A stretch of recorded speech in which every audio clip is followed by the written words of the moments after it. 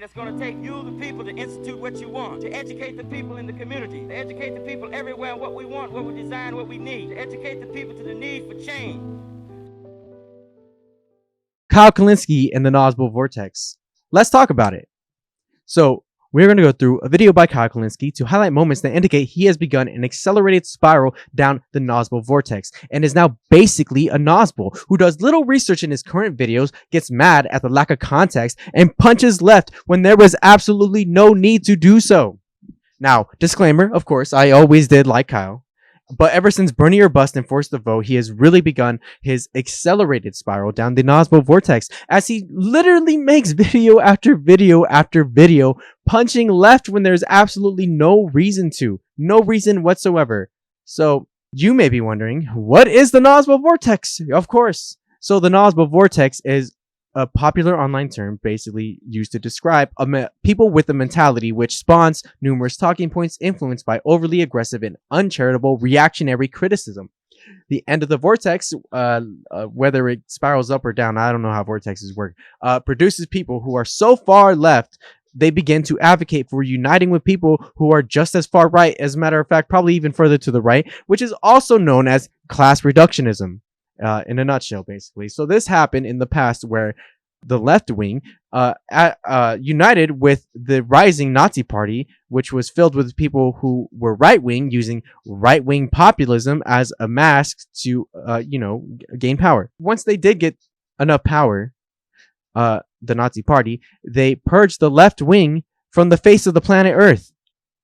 Because once they gained enough influence in the power structure of the state, they were able to purge all those leftists without batting an eye. Another example of this is how the Nation of Islam, under the leadership of Elijah Muhammad and I assume also Louis Farrakhan, of course, would collaborate with Nazis to achieve two separate ethno-states, a white and a black ethno-state. It also happened in recent memory, of course, with far left self-proclaimed libertarian socialist who doesn't even know what that is or what that means, because I'm a libertarian socialist, and his name is Nico House, where he is openly friends with literal neo-Nazis and has collaborated with them in the past for actions, conferences, and documentaries or something. So now people say, oh, well, Kyle Kulinski hasn't openly admitted any intent to unify with fascists, white supremacists, Western supremacists, or neo-Nazis like Jimmy Dore, Nico House, and the Combo Couch.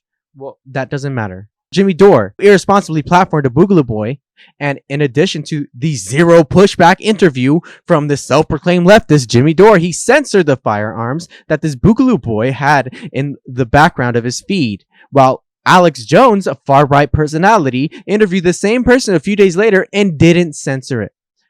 What this goes to show is Jimmy was trying to normalize a wider Western supremacist to a far-left audience. So if you want to know more about how these Boogaloo Boys are white supremacists, you can go watch Matt Binder, who did a video essay on the person in question, which was interviewed by Jimmy Dore. So Biden said in a speech to Congress recently that white supremacy is terrorism. Trump would never, ever, ever say that because he is a fascist white supremacist, just like a majority of the Republican Party.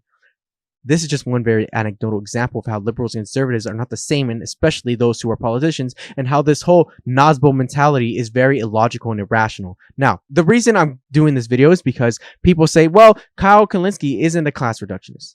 Again, he's not a class reductionist, but he is in the process of becoming a NazBol. He is literally making videos where he reciprocates the NazBol talking points over and over and over again, harming the left. That is what he does. And just because he hasn't gone to the end stage doesn't mean he is not a NazBol. So we need to explain how timelines are systems in order to explain this analogy, which is basically going to show how the NazBol Vortex is a system and how it doesn't matter that you haven't gone to the end. What matters is the fact that you're already in the process of this system functioning to achieving the desired end result of the system. So people or regimes do not just wake up one day, snap their fingers, and say, today we are going to go out and ignore the legislative processes of our government to write and pass a bill to encourage our people to go out and oppress that one marginalized group of people we point the finger at whenever we need someone to blame for all of our country's problems. Usually, it requires time and buildup caused by the actions of those in control of a population or in control of a state. You can literally look at timelines as systems where each point in time has an action taken by an individual or collective actor, which then contributes to an event which is a result of multiple collective actions. Like right now, China is committing what many identify as a genocide. But again, Chinese leaders didn't just wake up one day, snap their fingers, and proclaim they were going to genocide Muslims and made the entire mass genocide happen right then and there. They didn't do that. That's not how it happens. So these things take time, and like all state actors, they need to manufacture consent among domestic and international populations so their actions can be seen as justified, and so they can have mass pushback from the dissenting domestic populations. Now, the timeline leading up to this genocide is a system. 1. China painted Uyghur Muslims as terrorists and spread their idea throughout their domestic population subconscious, instilling a fabricated stereotype of group of people within that subconscious, by exploiting the fear that tends to run rampant throughout a population whenever terrorist attacks begin to occur on multiple occasions. 2. China then pushed Uyghur Muslims into all living in one province. 3. China then fabricated propaganda using logistical data gained from forcing the population of Muslims to install an app on their phone. And they got the logistical data from that province to reinforce the idea that Uyghur Muslims are indeed terrorists. China then created community surveillance programs in the province. That was number 4. Number 5, China then had sharp increases in the investment into surveillance technology in that province specifically, conveniently after all this happened. 6, China then sent people suspected of being terrorists, pretty much only Uyghur Muslims, to re-education camps, aka concentration camps. 7, torture and death is common within these concentration camps. 8, China is now doing a genocide. Well, see, it's just because they haven't focused in one province and they aren't doing mass genocide, it is a genocide. It doesn't matter. Just because they haven't gone there doesn't mean it's not a genocide. They are already very close to achieving the end result, which is a genocide. And the end result, which this timeline, which is a system of collective actions, produced. Now, the NazBol Vortex is exactly the same. It is a system. Kyle Kulinski reciprocates the same talking points and logic as NazBols currently, who may be in any stage of the NazBol Vortex, but who haven't become class reductionists yet. So these talking points and this logic can include things like: 1. Democrats are equally as bad as Republicans.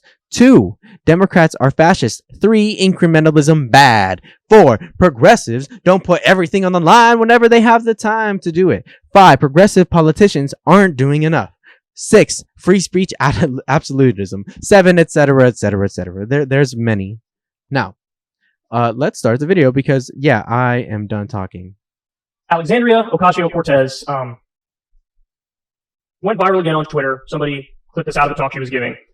She mentions Biden and what she thinks of Biden to this point. Let's take a look. One thing that I will say is that I do think that the Biden administration, President Biden, has definitely exceeded expectations that progressives had. I'll be frank, I think a lot of us expected a much more conservative administration. And I think that not only what has ultimately come out, but the active invitation and willingness and collaboration with progressives in his first 100 days, or almost 100 days, has been very impressive. And so while there are there are areas where there are just plain areas of disagreement, I think that the actual conduct of the administration has absolutely been in good faith, but not just in good faith, but active incorporation of progressive legislation. And also for those of us individually, I can at least say that there has been a lot of openness and willingness and flexibility in incorporating many of our goals, requests, demands, etc. And I think that it has been to the benefit of the country.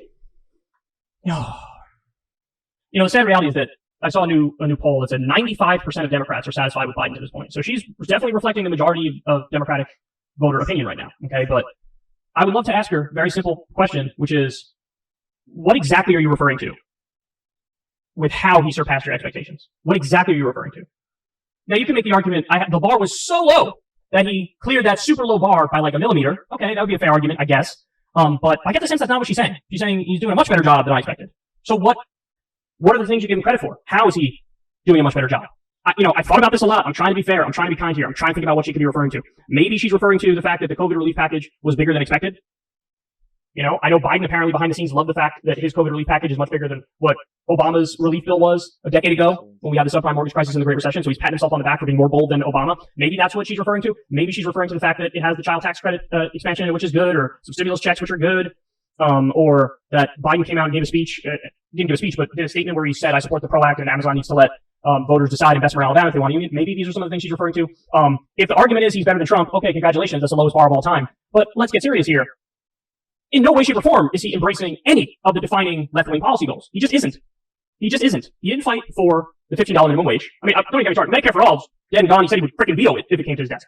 But he said he was for the public option. He hasn't lifted a finger towards the public option. If anything, he's just pushed for COBRA subsidies, which is a giant giveaway to the health insurance companies, and expanding Obamacare subsidies, $200 billion, which is another giant giveaway to the health insurance companies. So he hasn't been good on healthcare. He's doing right-wing ideas on healthcare and giveaways to the health insurance companies. He hasn't pushed for the $15 minimum wage. He promised the $2,000 checks. He didn't do $2,000 checks. He did $1,400 checks. We could go through a list. On foreign policy, he's been abysmal. The easiest layup of all time was to just get right back in the Iran agreement. He didn't do it. He didn't do it. He's continuing the policy of attempted regime change in Venezuela. I mean, the whole thing about, here's probably what she was referring to, the whole getting out of Afghanistan thing. Listen, if he actually does really get us out, I'll give Biden a tremendous amount of credit, because that's the right policy. But it's really an open question now if he means get out as in, let's get the 2,500 troops out and leave the 18,000 contractors and special ops people and intelligence agencies there. If that's what he means by get out, he gets no credit, because that's not a withdrawal. You still have 18,000 boots on the ground that are just not military boots. They're intelligence operators and special ops people and contractors. So I'm withholding my judgment on that. I know some people on the left are saying, no, he's not getting out. We know that's the case, period, the end. I don't necessarily agree with that, because the CIA is under the impression that we're getting out, and that they're going to have to get out. So we have to wait and see what happens. The bottom line is, if he gets out, I'll give him credit. If he withdraws and still leaves thousands of boots on the ground, I'm not giving him credit. So we have to wait and see. So I wouldn't add that to the list now of like things he deserves credit for, how he's far exceeded our expectations, because he hasn't followed through yet. You need to wait until there's a follow through. So I don't know what she's referring to. Now, the quote that Kyle Kulinski provides in his video is not the full quote. Color me surprised. That quote is 1 minute of a 3-minute answer to a question from a Q&A section, which is 10 minutes long, before the end of a virtual town hall held by AOC for her constituents, which is 1 hour and 17 minutes. Kyle Kulinski complains all the time about, well, they clip me out of context and it's not fair. Well, you do the same thing, Kyle. You do the same thing. You just did it right here, okay? Now, in the virtual town hall, AOC talked about the Green New Deal, which is a statement of standards of principles establishing the blueprint for America's climate approach. People like Fiorella and the Convo Couch and Nico Nazi House, basically they're like, well, it's not really policy solutions or anything. It's not supposed to. It's a framework. Like, she can't just snap her fingers and get all of her policy solutions passed right then and there. That's not how it works. So AOC also in her town hall announced climate legislation she was introducing, which she co-wrote alongside Bernie Sanders, Cory Bush, and Ed Markey. Now AOC also spoke about how she is trying to get federal funeral assistance programs, which she's been working on for a while. And if you go so if you go onto YouTube and you search specifically in quotes secular talk Green New Deal, nothing from Kyle Kulinski comes up. Nothing. Showing that Kyle doesn't do any research when preparing his videos, and that he is giving into the NazBol reactionary tendencies, because it's really easy to just be lazy and get out of context stuff and just be like, boom, here it is. I'm reacting to the out of context stuff. Like, come on, dude. That's so irresponsible. He literally didn't do the research. Like, notice how he says, what exactly are you referring to? Kyle, if you did the research, you would have had that question answered. It was 3 minutes, bro. 3 minutes. You would have had your question answered. He's literally outraged from a lack of substance in the quote. Yet he didn't realize she literally answers it. Like, right then and there. So, jeez. I mean, one thing that I will say is that I do think that the Biden administration, President Biden, has definitely exceeded expectations that progressives had. I'll be frank, I think a lot of us expected a much more conservative administration. And I think that is Kyle, not only what has ultimately come out, but the active invitation and willingness and collaboration with progressives in his first 100 days, or almost 100 days, has been very impressive. And so while there are there are areas where there are just plain areas of disagreement, I think that the actual conduct of the administration has absolutely been in good faith, but not just in good faith, but active incorporation of progressive legislation, and also for those of us individually. I can at least say that there has been a lot of openness and willingness and flexibility in incorporating many of our goals, requests, demands, etc. And I think that it has been to the benefit of the country. There were, in those early days with the American Rescue Plan, there was a lot of push and pull and tugging from within the Democratic Party, and there were areas where we put our foot down. There was a moment where those stimulus checks almost did not happen, or they would have happened in a smaller amount, or they would have happened for way less people. And I think that actual good faith interaction helped facilitate an environment where we could help a lot more people. And so I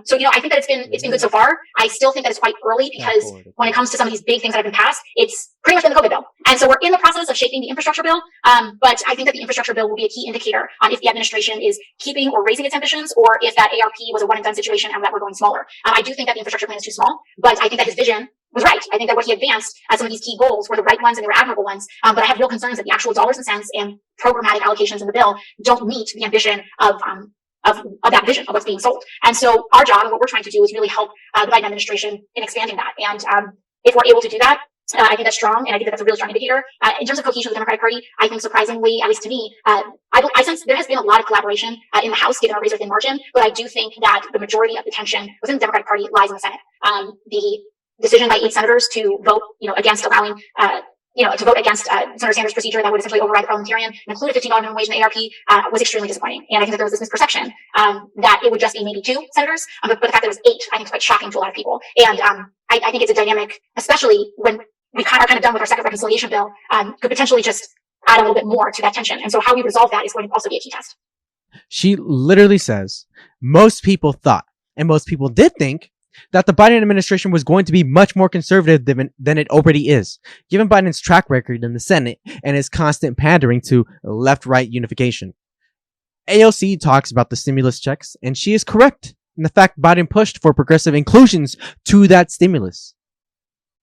AOC says the Biden administration has shown a lot of good faith interactions with progressives in Congress. AOC even says 100 days might be too early to speak as positively of the Biden administration as she did in the clip Kyle Kulinski provided. AOC literally said the COVID stimulus bill and the infrastructure bill are really the only 2 big progressive bills Biden is pushing. Not to mention, on April 28th, he explicitly called for a higher minimum wage, his support for renewable energy jobs, support for climate reform, and said he literally wants the PRO Act to be sent to his desk so he can sign that muff right quick, okay? Right quick. So AOC even criticized the Democratic Party and how the majority of the tension in the party exists in the Senate, but that there was a lot of collaboration amongst her Democratic peers in the House of Representatives.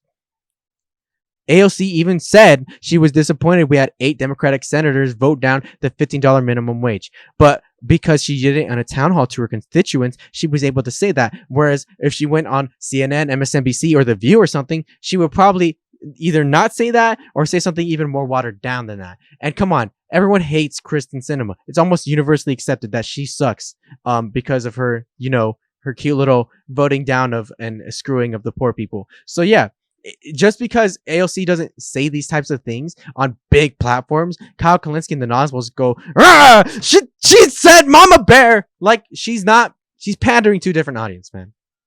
She's not going to be the same every single time she makes an appearance in the public everywhere. Come on.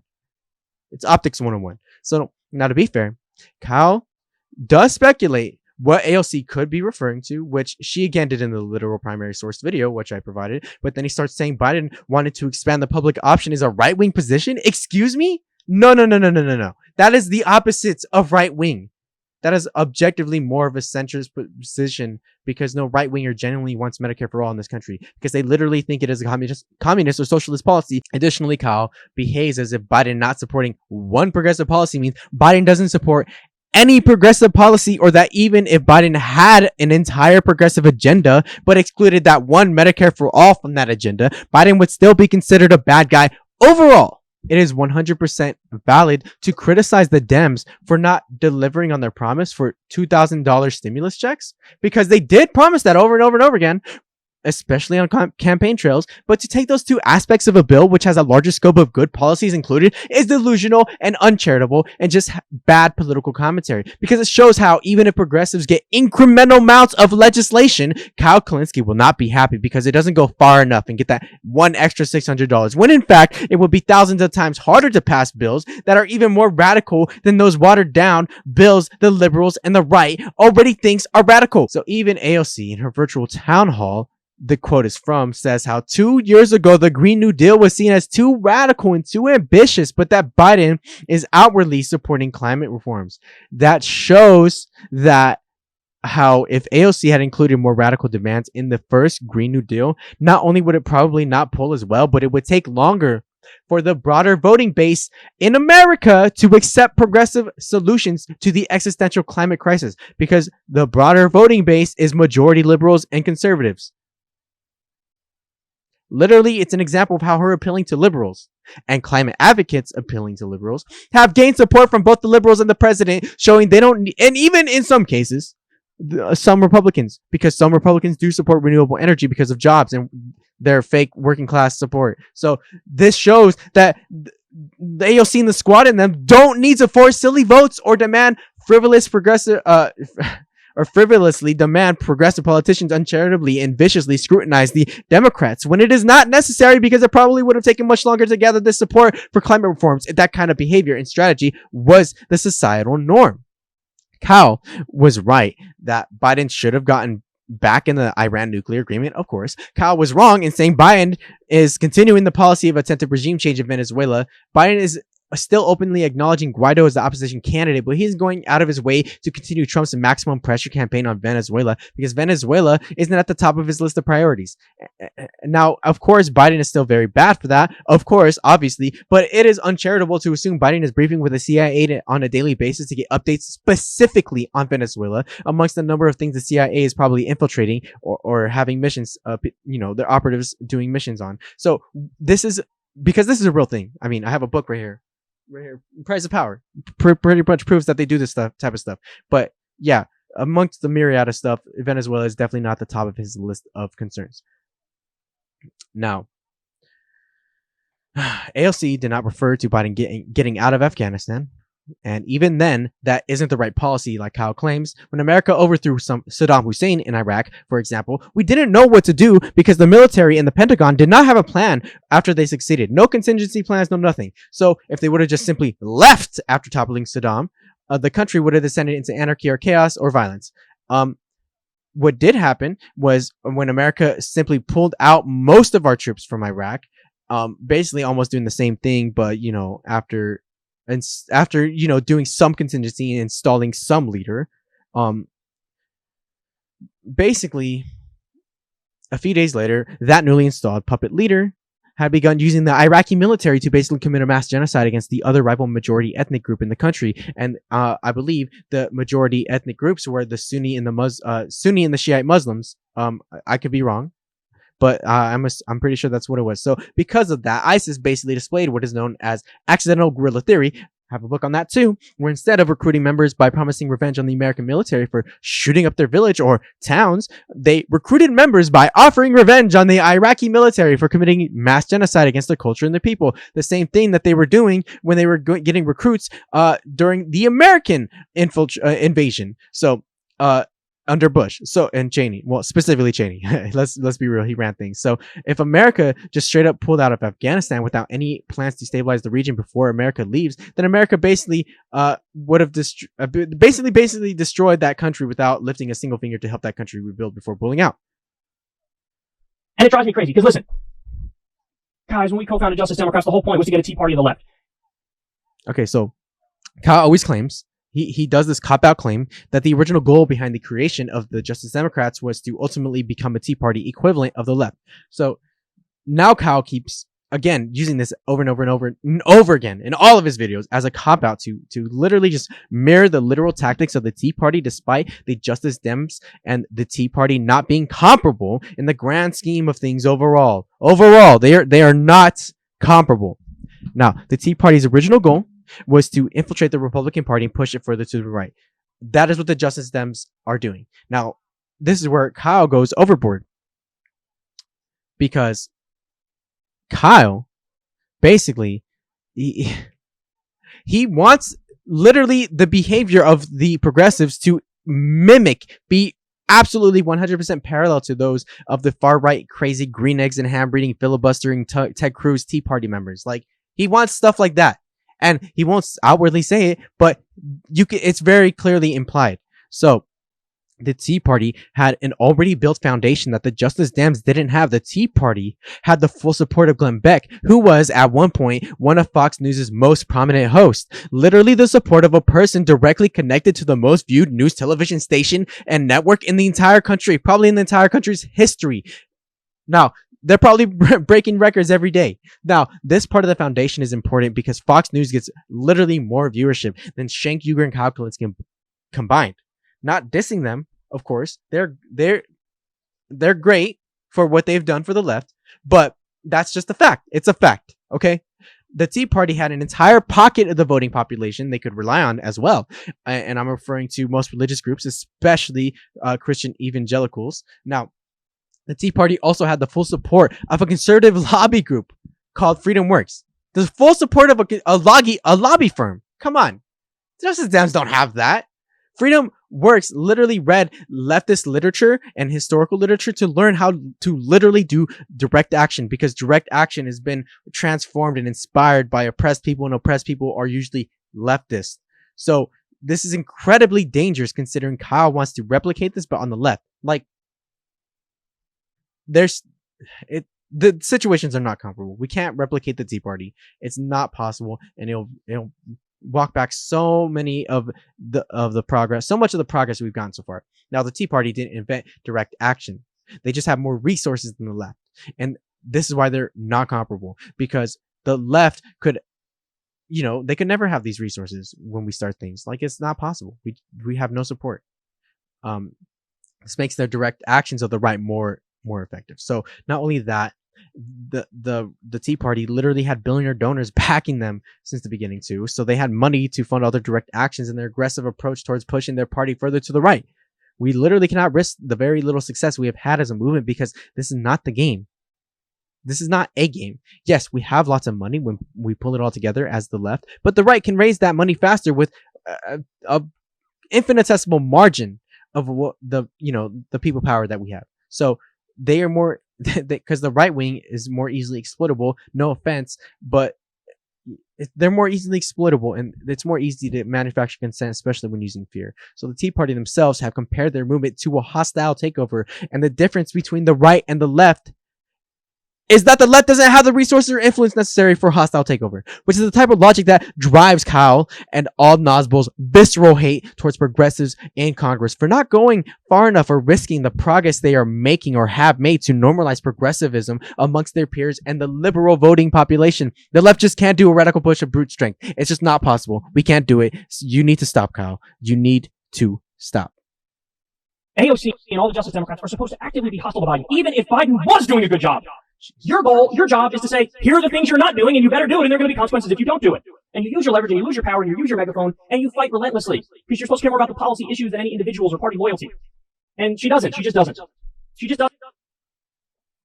Again, the left can literally not push liberals to the left if we don't show some degree of party loyalty or pander to certain individuals within the party. We can't do it. It's not possible. It's not how it works. It's not how you manufacture consent when you have none of the power. That's not how you do it. So Kyle, he literally doesn't know how to navigate the legislative system as a legislative actor, and he thinks being insanely rude and hostile towards AOC's legislative peers as AOC, who the state media and liberals will always side with against, will somehow push liberals to the left or allow the left to execute a hostile takeover that is successful. Remember when CNN was like, well, Bernie is winning. Bernie is losing if you add up the voting statistics for 4 different candidates. And it's like, that's the type of stuff that they'll pull if AOC doesn't call liberals mama bear, Nancy Pelosi mama bear, when she's speaking to a crowd, an audience of liberals. So here's the thing. Kyle's correct, but he uses very hostile rhetoric to let the audience know how he wants progressive politicians to behave. He literally says to be hostile and basically threaten liberal politicians if they don't do what he wants. what he should have said is that progressive politicians need to be criticizing liberal politicians for not being progressive on every single issue, but not to an audience of liberals unless the liberals are showing support. The people who are liberals who are platforming AOC and them are showing that support, then she can slip it in. That's literally not how you play politics. Getting on people's bad sides, especially when they're your peers as a legislator, is the absolute last thing any legislator needs to do, especially when they're in their first or second term, because AOC is in her second term and Congress is infamous for basically having their Congress members not being able to pass legislation in their first term or two or even three, like their own legislation. It's incredibly difficult. So additionally, enticing the progressive voters to shame the liberal voters by reciprocating this very same behavior, the Bernie bro stuff, is no way of pushing voters to the left. Aggressive and hostile behavior is not how you behave. That's very childish. Obviously, there are exceptions to that, like going at Jimmy Dore or someone, but not in this context. It's the NazBol mentality that gets people like Kyle to subconsciously use this violent and aggressive rhetoric, causing his critiques to be uncharitable, aggressive, and hostile. And the saddest part of it all is this. What did she say at the end there? She likes the quote, the active invitation and willingness and collaboration with progressives. You know what she's referring to? We covered the story. I forget. I think it was Washington Post or some other. Covered the story. Ron Klain, Biden's chief of staff, what he does is he always retweets left-wing groups and leaders of the professional left, and he takes phone calls from them and he talks to them and there's a collaboration and they have meetings with them. And so these people are being placated. They're being placated. Even like the Sunrise Movement thinks like, oh, we got a partner in this administration. You're being placated. They're pretending to treat you seriously and give you pats on the head. And then they go do the opposite policies and then you go out there and sing their praises because they're just going to talk to you. It's the saddest thing I've ever seen. Just the fact that behind closed doors, they're treating them with respect and dignity and let me hear your opinion and I'll tell you my opinion and there's an open line of communication. Just the fact that there's an open line of communication. They've given up on the fight because they feel like, oh, they're collaborating with us and they're operating in good faith. No, they're not. They understand and realize that the bar is so low that all they have to do is talk to you and pretend like you're a serious person, and then you immediately start giving them massive credit. It's the saddest thing I've ever seen. They are placating you. They are placating you, and it's working. All the left-wing groups, all the Justice Democrats, and it makes me sad, man, it really does, that it's this easy to dupe lefties into supporting, at best, a centrist administration, really a moderate Republican administration. I don't know what she's referring to or how he's surpassing expectations. She didn't give the specifics. I don't know what she's referring to. What I can tell you is every issue I care deeply about. He hasn't done dick, and he's not gonna. The only one is Afghanistan, and again, we have to wait and see if he actually gets out. And that's a coin flip. I don't know if he actually is. We'll see. Okay, so Kyle's entire explanation is so insanely uncharitable that he is basically belittling both AOC and the Sunrise Movement. He's literally like belittling them, and it's just disgusting to me. I think that is very disgusting. Not only does he undermine the fact the Biden administration is actually listening to progressives and interacting with them, he treats this as if it is all just a meaningless. Like, if that is the bar for what is pathetic and meaningless to Kyle, then by his logic, literally any advocacy group in the history of all time that has ever gotten meetings and interactions with a president ever is just pathetic and meaningless. Like the civil rights leaders. Oh, meaningless. No, meaningless. That is such a low bar. That is such dumb logic. I'm sorry, but I need to know why. Why do you have this? Why do you think this way, Kyle? This is the NazBol in you thinking. Now, considering the fact Joe Manchin and other right-wing politicians support renewable energy, which is a big part of broad climate reforms that America needs, and an issue which is a stepping stone towards supporting broader climate reform. Like, he just wants to undo all that progress, So this shows that the Sunrise Movement has a very good chance of shaping mass public opinion as, because they've already gotten support for climate change from across the board. And that doesn't happen overnight, like Kyle thinks. So this shows that people further to the right of Joe Biden can support renewable energy and eventually broader climate reform. Then obviously so can Joe Biden himself. He acts as if AOC and the Sunrise Movement aren't getting anything. Now, I know Biden supports various climate reforms, but AOC is literally pushing climate bills and has nearly half of the support of the Democratic caucus within the House of Representatives. Tell me how AOC isn't getting anything in exchange for the action she has taken while navigating the legislative system as an individual actor for one full-length term. Tell me. If anything, she has outdone herself. She's outdone what is expected of a one-term congressperson. But it's not enough for Kyle because he thinks we just go in there and just do everything right then and there. Boom, bang, boom. So she has clearly received the support of many liberals for the Green New Deal and even some Republicans, with the help of the Sunrise Movement and Sierra Club and other climate advocacy groups, and it polls really well amongst voters, including the constituents of those who have co-sponsored the Green New Deal. And by the way, Kyle, AOC did give the specifics once again. You just didn't bother to look for the full context. Now, before I end the video, of course, I'm going to play one bonus clip that I have that I got from YouTube of Kyle. So yeah. AOC at 2%.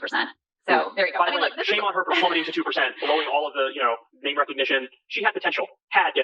Stress had to. 2% is really pathetic. It is. For someone who is, I mean, and 70 zillion Twitter followers and all this media and everyone in the country knows who she is. Everybody knows who she is. And look, it's partly not her fault because she, Fox News and the right decided to demonize her. Democratic establishment decided to throw her under the bus is like the emblem of what we can never do if we want to get elected. But part of it is also, I think, she's kind of played into that caricature. And I haven't seen her lean into the right issues more than like once or twice in her entire time in office. Yeah. All the ones where she gets aggressive and she leans in are all like fringe stuff that does not appeal to the majority of Americans. I feel like this clip was a very disgusting mask-off moment for Kyle. Being a NazBol seriously raises your expectations of others to an insanely delusional and unrealistic degree. And Kyle ignores everything AOC has ever done, everything she's currently doing, and he's belittling her, acting as if she is bad at her job. And when in fact, she is like a natural at this job and exceeds expectations of what's expected of the average congressperson who's there for one term. Like, he doesn't even realize that she is openly in her second term. Meaning, like, come on, she hasn't even had time to effectively pass any substantive legislation. Like, and it is increasingly difficult based off the labels that are pushed onto her for her being a progressive, like socialist and communist and stuff. Like, it, none of that helps. She's literally exceeding expectations while already having a handicap, and a huge handicap at that. So again, Kulinski has accelerated this spiral down the NazBol Vortex ever since forced to vote on burning your bust, and it's really sad, and it really shows that just because he hasn't gone to the class reductionist part, he's clearly making content that it mimics is a direct parallel to Convo Couch and Nico House and them, with of course a few minor exceptions to that parallel. Whatever. Yeah. Hey everyone, hope you enjoyed that video. Make sure you hit that subscribe button, hit that notification bell, leave a like, leave a comment. Head on over to our Patreon account, support the channel. See you later.